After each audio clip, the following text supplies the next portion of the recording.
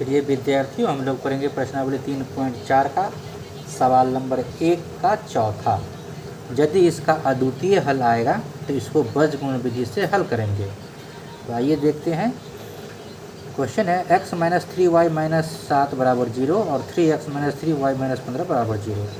तो सबसे पहले लिख देंगे हल और इसको दोनों को हम समीकरण मान लेते हैं। तो ये हो जाएगा x - 3y - 7 बराबर 0, ये समीकरण 1 हो जाएगा। और ये हो जाएगा 3x - 3y - 15 बराबर 0, ये समीकरण 2 हो जाएगा। तो इसका तुलना कर लेते हैं। चलिए लिखेंगे यहाँ समीकरण 1 की तुलना a1x plus b1y plus c1 = 0 से तथा समीकरण 2 की तुलना a2x plus b2y plus c2 बराबर 0 से करने पर। ठीक है, यहाँ लिख देंगे। तो a1 के जगह पर कितना है, यहाँ कुछ भी नहीं है तो 1 हो जाएगा। तो चलिए लिख लेते हैं यहाँ a1 बराबर 1 और b1 जगह पर कितना है -3 और c1 के जगह पर -7, तो c1 बराबर -7। उसी तरह से a2 बराबर हो जाएगा 3, b2 बराबर हो जाएगा -3 और c2 बराबर हो जाएगा -15। ठीक है, नीचे हो जाएगा। इसीलिए a1 बट्टे a2 बराबर, a1 का मान है 1, a2 का मान है 3। फिर हो जाएगा b1 बट्टे b2, तो b1 बट्टे -3 और b2 है -3, तो 1 मरतबा कट गया, तो 1/1 हो जाएगा ये। उसी तरह से c1 बट्टे c2 बराबर हो जाएगा -7 बट्टे -15, माइनस से माइनस कट गया तो हो गया बराबर 7/15। तो यहाँ देख रहे हैं कि यहाँ a1 बट्टे a2 जो है b1 बट्टे b2 का बराबर नहीं है, तो यहाँ लिख देंगे। इसीलिए a1 बट्टे a2 बराबर नॉट b1 बट्टे b2। जब ऐसा कंडीशन आ जाता है तो क्या होता है, तो ऐसा कंडीशन जब आता है तो अद्वितीय हल होगा, है ना, अद्वितीय हल होता है इसका। यहाँ लिख देंगे अतः दिए गए समीकरण युग्म का अद्वितीय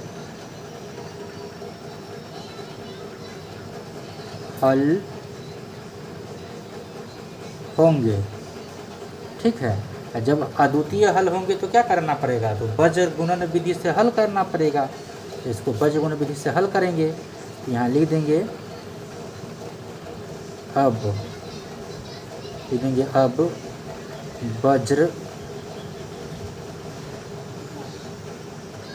गुणन विधि से हल करने पर। ठीक है, बीजगुणन विधि से हल करने पर। तो चलिए बीजगुणन विधि से हल करते हैं। तो बीजगुणन विधि का सूत्र लिख लेते हैं सबसे पहले। तो सूत्र होता है x बट्टे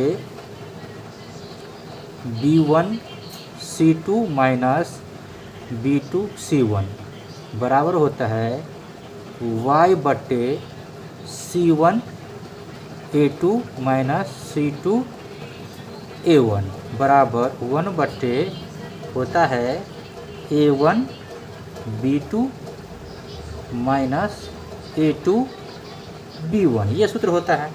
इस सब का मान हमको पहले से ही पता है, यहाँ पे सबका मान पता है a1 b1 c1 का, a2 b2 c2 का। तब यहाँ क्या करेंगे, पुट कर लेंगे।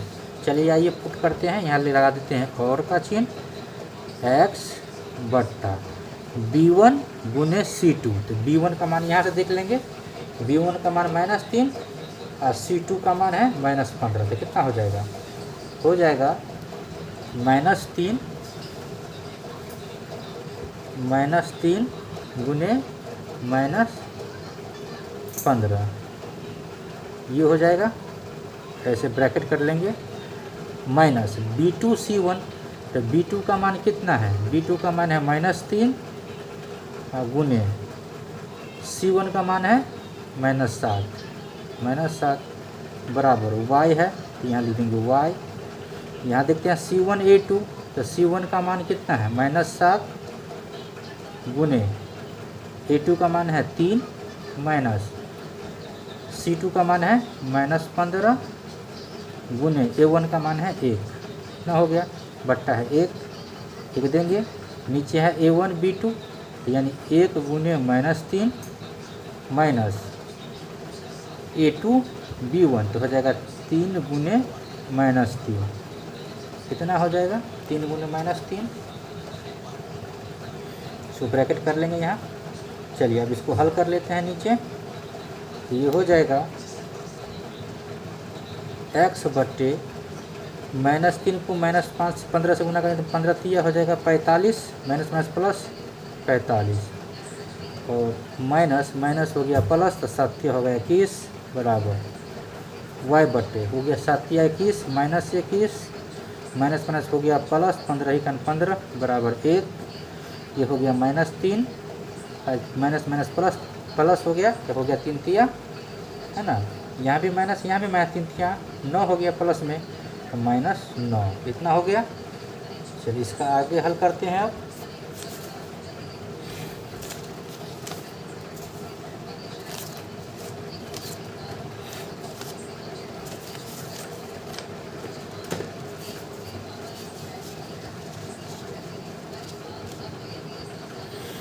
और का चिन्ह लगा लेते हैं पहले। x बट्टे हो जाएगा 45 में से 21 घटेगा तो बचेगा 24, ठीक है, और y बट्टे 15 में से 21 नहीं घटेगा, उल्टा घटाएंगे तो -6 बचेगा बराबर 1, ये हो जाएगा।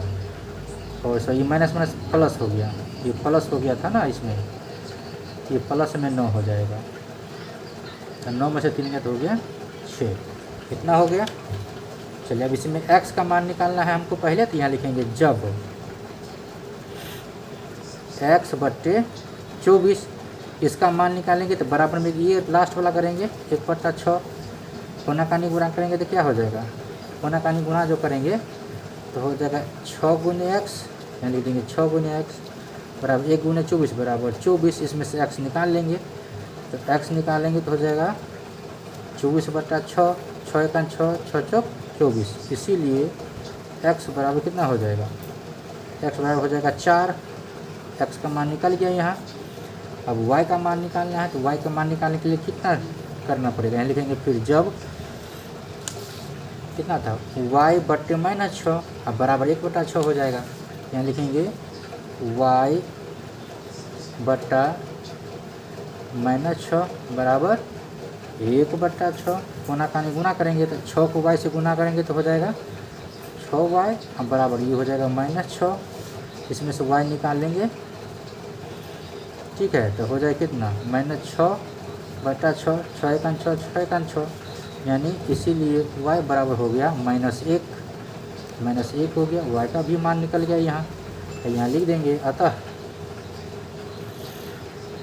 x बराबर 4 y बराबर -1, यही जो हो गया x y का आंसर हो गया। इस तरह से ये सवाल भी कंप्लीट हो गया।